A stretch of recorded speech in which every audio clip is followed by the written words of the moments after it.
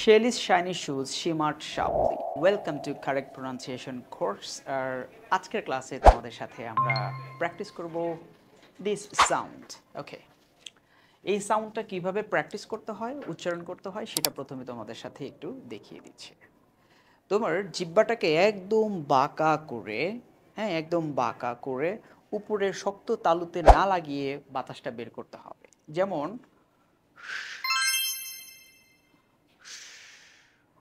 অথবা তোমরা এইভাবে বলতে পারো সা সা সা।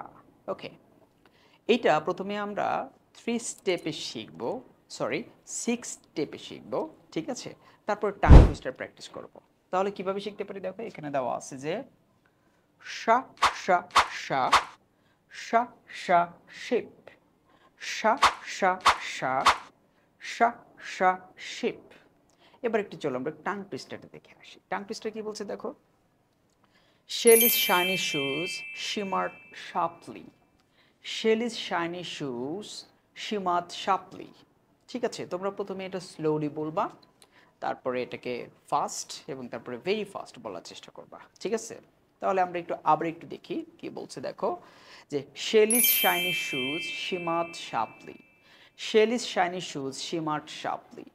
Shelly's shiny shoes shimmered sharply.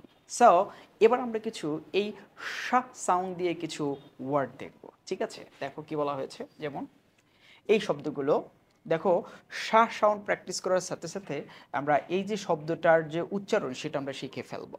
যেমন আমরা অনেক সময় বলি হলো শেপ, কিন্তু উচ্চারণটা কি হবে দেখো, shape, shape, not shape but shape. পরটা দেখো, এটা হবে কি, শ্যাজো, শ্যাজো, শ্যাজো।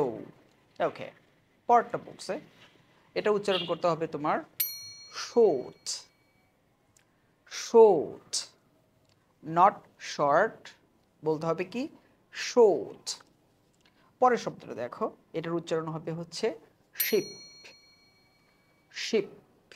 ওকে, নেক্সট যেটা আমরা একটু দেখলাম টাং টুইস্টার হচ্ছিল শু, শু, শু।